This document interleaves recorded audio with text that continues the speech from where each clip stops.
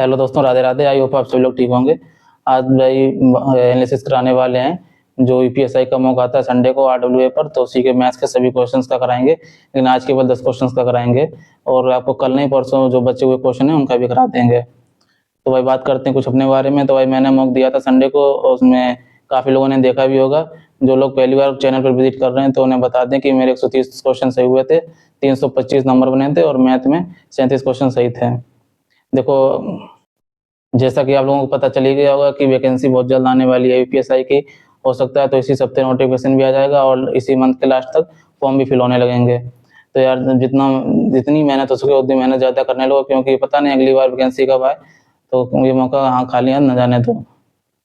जो भी भाई यूपी कांस्टेबल वाले हैं जो यूपीएसआई में फॉर्म नहीं डाल सकते हैं, जिनकी भी एज नहीं हुई है, तो मैं उनसे यही कहना चाहूँगा कि अभी हो सकता है कि 2 महीने तक नोटिफिकेशन ना आए यूपी कांस्टेबल का, लेकिन तैयारी ना छोड़ें, तैयारी करते रहें क्योंकि कंपटीशन बहुत ज़्यादा है और नोटिफिकेशन आपको बहुत ही जल्द, कम से कम 2 से ढाई महीने के अंदर जरूर देखने को मिलेगा। तो तैयारी करते रहें। देखो यार, मैथ को मजबूत करने के लिए आपको कम से कम 3 चीज़ों पे बहुत ज़्यादा ध्यान देना चाहिए, जिस पर मैं भी देता हूँ। पहली चीज़ तो है कि आपकी अप्रोच बहुत अच्छी होनी चाहिए कि क्वेश्चन को आप एक बार पढ़ें और क्वेश्चन आपके समझ में आ जाए। कुछ क्वेश्चन हो सकते हैं कि 2-3 बार, लेकिन ज़्यादातर क्वेश्चन आपको एक बार में समझ आने चाहिए। दूसरा, आपके कॉन्सेप्ट ऐसे होने चाहिए कि ज़्यादा टिपिकल ना हो या ज़्यादा कैलकुलेटिव ना हो। जो मतलब कि ज़्यादा कैलकुलेशन होगी तो पेपर टाइम पे आप इतने नर्वस हो जाएंगे कि कैलकुलेशन गलत कर देंगे। तीसरा है कि आपके कॉन्सेप्ट जो भी होने चाहिए वो ज़्यादा टाइम टेकन नहीं होने चाहिए। अगर टाइम टेकन है तो फिर हो सकता है आपका पेपर भी छूट सकता है या फिर विदिन टाइम के अंदर आप पेपर ना कर पाएँ। तो आपको 2-3 चीज़ों के ऊपर बहुत ध्यान देना चाहिए, जिस पे मैं भी देता हूँ और मैं ज़्यादातर उसी पे काम भी करता हूँ। अगर आपको एक भी कॉन्सेप्ट अच्छा लगे तो आप कम से कम चैनल को सब्सक्राइब जरूर कर देना, क्योंकि पिछला वाला एनालिसिस काफ़ी लोगों ने देखा, लेकिन सब्सक्राइब कुछ ही लोग करते हैं। देखो यार, मैं सबसे पहले आप लोगों को वो क्वेश्चन कराऊंगा जो क्वेश्चन याद तो करने में ज़्यादा टाइम ले रहे होंगे या फिर वो क्वेश्चन ज़्यादा लोगों से गलत हो रहे होंगे। और एक बात है कि मैं उस मेथड से नहीं कराऊंगा जो आरडब्ल्यूए पर मेथड दिया होगा। सबसे पहले आप ये क्वेश्चन देखिए। इस क्वेश्चन को करने में 10 से 15 सेकंड से ज़्यादा नहीं लगना चाहिए। ये करना कैसे है, सबसे पहले देखिए आप 15 + 1, क्योंकि ये और संख्या इसलिए इसमें जोड़ना है। 2 8, तो जो 8वीं संख्या है वो 64 है। अब आपको पहली संख्या और आखिरी संख्या निकालनी है। तो इधर भी 7 संख्याएं, इधर भी 7 संख्याएं हैं। और देखो, जो सम संख्या होती है वो एक छोड़कर एक होती है, तो इसमें हर दूसरी संख्या सम होती है। तो इसमें 2 से गुणा इधर करना है, 2 से इधर। 7 दूनी 14, 14 माइनस इसमें करना है तो कितना बचेगा 50। इसमें 14 जोड़ना है तो कितना, 14 इसमें जोड़ना है तो कितना हो जाएगा 78। अब इन दोनों का अंतर हो जाएगा 28। यही होगा आपका आंसर। अब इस क्वेश्चन में क्या करना है,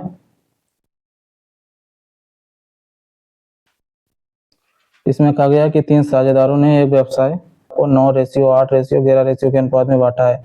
उन्होंने अपनी पूंजी क्रमशः 4 महीने, 6 महीने और 18 महीने के लिए निवेश की थी। उनकी पूंजी का अनुपात क्या था। तो इसको देखो, इसका फॉर्मूला होता है P=IT। ठीक है, अब प्रॉफिट दिया गया है और इसमें पूंजी का अनुपात पूछा गया है और टाइम भी दिया गया है। तो I = P/T। ये इनकम हो गई, टाइम, प्रॉफिट। ठीक है, तो इसमें दिया गया है 9:8:11। सबसे पहले आपको ये रेशियो लिख लेना है। ठीक है, ये क्या हो गया प्रॉफिट। अब इसे टाइम से भाग देना है। टाइम कितना है 4, 6, 18। ठीक है, आपको एलसीएम लेना सबसे पहले इनका। तो एलसीएम कितना आ जाएगा 18 दूनी 36। तो इसमें 9 चाक 36। ठीक है, शतरंज 36, तो 6 का गुणा इसमें, 18 दूनी 36, 2 इसमें। ठीक है, तो 9 में 81, 8 6 48, 11 दूनी 22। ये अनुपात आ गया आपका। अब इस क्वेश्चन को देखिए। मैंने आप लोगों से कहा था कि मतलब क्वेश्चन कितने भी तरीके से लगाया जा सकता है, लेकिन मैं आपको वही मेथड बताऊंगा जिस मेथड से मैंने क्वेश्चन लगाया होगा। तो ये क्वेश्चन देखने में बड़ा लग रहा है और इसको लगाने के कई तरीके हैं, लेकिन जिस तरीके से मैंने लगाया है मैं आपको बताता हूँ कि देखो, एक तो ये x मान के लगाया जा सकता है, लेकिन मैंने लगाया इसे ऑप्शन से, क्योंकि इसमें दिया गया स्पीड, इसमें डिस्टेंस निकालनी है। डिस्टेंस का फॉर्मूला होता है स्पीड इनटू टाइम। ठीक है, तो इसमें टाइम दिया गया है 12 और स्पीड हमें निकालनी है, ठीक है। तो ऑप्शन में जो वही ऑप्शन होगा जो 12 का गुणज होगा, 12 का गुणज होगा मतलब कि 4 और 3 का गुणज होगा, ठीक है। तो ऑप्शन ए ये तो होगा नहीं, ऑप्शन बी है ये हो सकता है, ऑप्शन सी हो सकता है, ऑप्शन डी हो सकता है और डी नहीं हो सकता है। तो बी सी में चेक करना पड़ेगा क्योंकि ये दोनों 4 से कट रहे हैं, लेकिन जो बी वाला है वो 3 से नहीं कट रहा है, तो ऑप्शन सी होगा, ऑप्शन होगा सी 432, यही 12 से कट रहा है। अब ये क्वेश्चन देखिए, इस क्वेश्चन में काफी लोगों को बहुत टाइम लगा होगा, लेकिन मैंने आप लोगों से कहा था कि मैं आपको वही मेथड से कराऊंगा जिस मेथड से मैंने किया होगा, और मैं उसी मेथड को फॉलो करता हूँ जो कम से कम टाइम में वो क्वेश्चन हो जाए। अब इसमें करना क्या है, ये क्वेश्चन केवल देखने में इतना बड़ा लग रहा है, काफी लोगों से बना भी नहीं होगा। इसमें आपको करना क्या है, इसमें निकालना है कि जो सिपाही को पकड़ने से पहले चोर कितनी दूर भाग चुका होगा, तो सिपाही को दूरी निकालनी है, ठीक है। तो स्टार्टिंग में उनका अंतर गैप कितना था, 200 मीटर, ठीक है। चोर का निकालना है, चोर की चाल कितनी है, 6, चोर और सिपाही की चाल का अंतर कितना है, 8-6, ठीक है। 200 मीटर इंटू 6 गुणे 2, 2 3 3 दूनी 600। अगर आप पहली बार चैनल पर विजिट किए हैं और आपको एक भी कॉन्सेप्ट अच्छा लगा है अभी तक, तो चैनल को सब्सक्राइब जरूर कर लेना, क्योंकि यार इसमें काफ़ी मेहनत लगती है एनालिसिस कराने में। अगर आपको एनालिसिस अच्छा लगे तो सब्सक्राइब जरूर कर लेना। अब इस क्वेश्चन को कैसे करना है, इस क्वेश्चन में कहा गया है कि 36,000 की राशि धनराशि 2 भागों में ए और बी में इस प्रकार विभाजित की जाती है कि 15% वार्षिक दर पर ए और बी पर 2 वर्ष और 4 वर्ष बाद प्राप्त साधारण ब्याज बराबर बनता है। ए से प्राप्त कुल ब्याज कितना है, तो इसमें करना क्या है, सबसे पहले तो ए को जो राशि है वो 2 वर्ष के लिए दी जाती है 15%, और बी को 4 वर्ष के लिए जाती है 15%, और इन दोनों से प्राप्त साधारण ब्याज दोनों में बराबर है। तो सबसे पहले तो इनकी धनराशि निकालनी पड़ेगी, उसके बाद ब्याज निकालना पड़ेगा। तो 15 से 15, 2 से 2,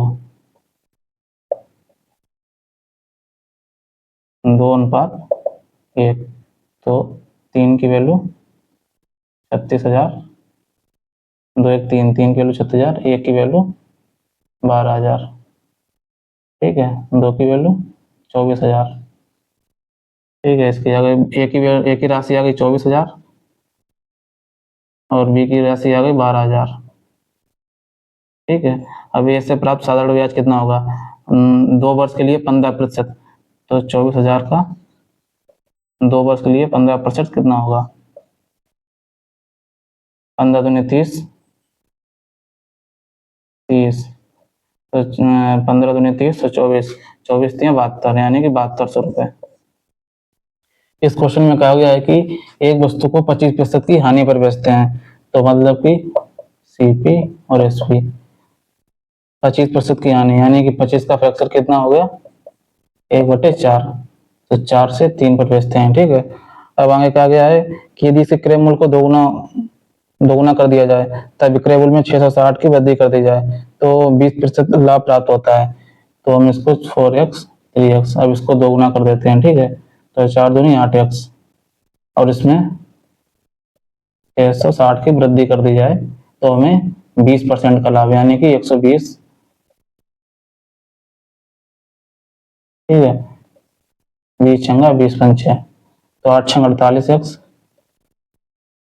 15x प्लस 0 पंचे 30, 3 पंचे 33, 15 के कितने बचे, 3 3, 33x 33, x बराबर 100, तो x का मान हमें यहाँ पर रख देना है केवल 4x में 400, केवल 4x में रखना है क्योंकि बाद में हमने दोगुना किया था, तो इसकी राशि आ गई 400। अब इस क्वेश्चन को कैसे करना है, इसमें पूछा गया कि 62,500 की राशि पर प्रत्येक 8 माह में चक्रवृद्धि ब्याज होने वाली 12% वार्षिक ब्याज दर से 2 वर्षों में प्राप्त चक्रवृद्धि ब्याज कितने होगा। तो देखो 12% है वो वार्षिक है, तो हमें 8 महीने की निकालनी है सबसे पहले, तो 12%, 12 महीने के लिए 12%, और 1 महीने के लिए 1%,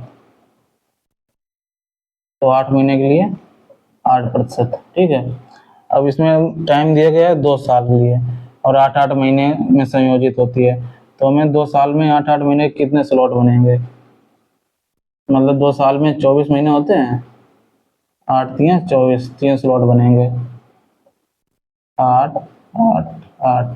ठीक है, 8-8%।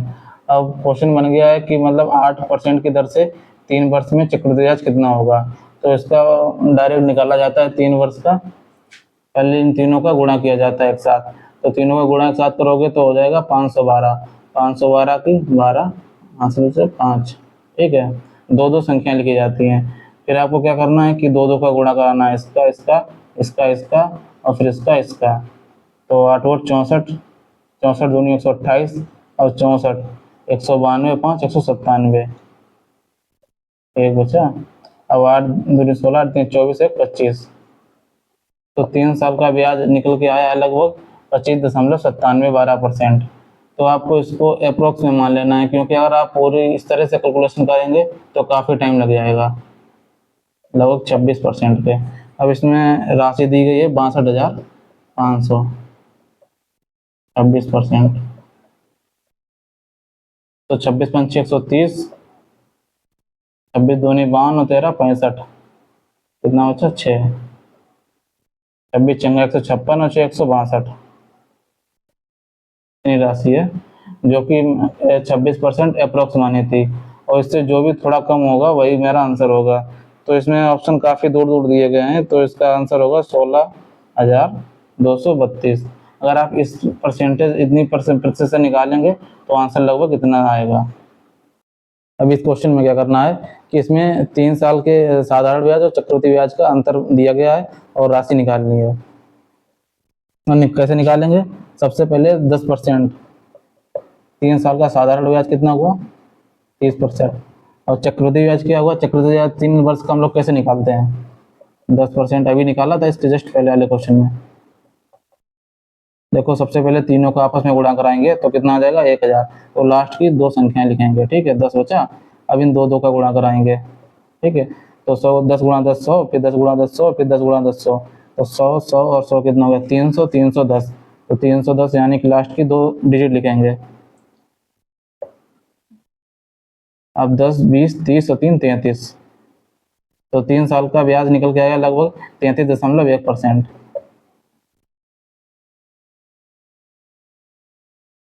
33.1%, ये 3 साल का ब्याज निकल के आया, और ये साधारण ब्याज 3 साल का, तो अब इन दोनों का अंतर है वो दिया गया है 33.1 माइनस 30, तो यह कितना हो गया 3.1%। अब इसका मान दिया गया है कितना 558। अब आपको राशि निकालनी है, तो ये यहाँ से हटाया 31 एकम 31, कितना हो गया 4 2 8, तो 31 अट्ठे 248, यानी कि 18,000 राशि आ गई। इससे भाई देखो एक तो RWA पर दिया सक्सेसिव वाला, उससे भी लग जाएगा, लेकिन उससे सारे क्वेश्चन जो इस तरह के होंगे नहीं लगेंगे, क्योंकि ये थोड़ा इजी है इसलिए सक्सेसिव से लग रहा है।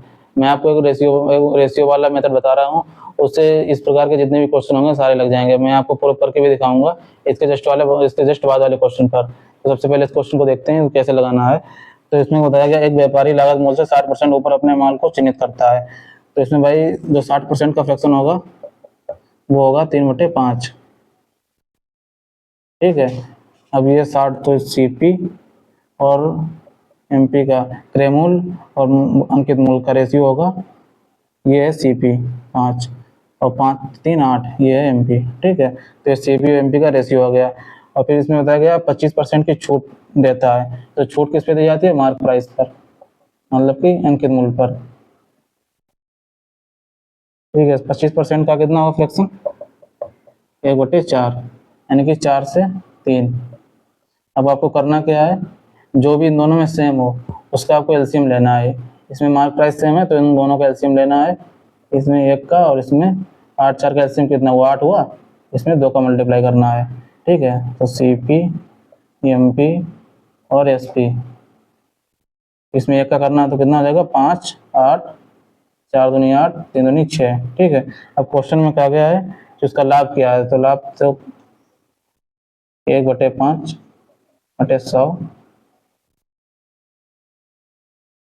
20%। अब इस क्वेश्चन में आपको क्या करना है, जो अभी जस्ट इससे पहले वाला क्वेश्चन किया है, इस तरह उन दोनों का रेशियो निकाला, रेशियो के बाद एलसीएम लिया है, भाई इसमें भी करना है।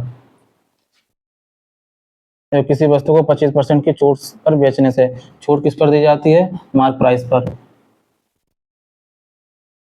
ठीक है, 25% का कितना होता है 1/4, तो 4 पे 1 की छूट 3। ठीक है,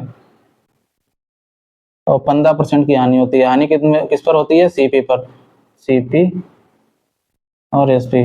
15 का फ्रैक्शन कितना होता है 3/20, तो सीपी कितनी हो गई 20, 3 कम हुआ कितना 17। ठीक है, अब इन दोनों में एसपी कॉमन है, तीनों का एलसीएम ले लेना है। 17 3 का एलसीएम कितना होगा 51, तो इसमें 3 का गुणा करना है, यहाँ पर 17 का। अब इनका सीपी, एसपी और एमपी। ठीक है, 20 3 60, एसपी 51, एमपी 17 चौको 68।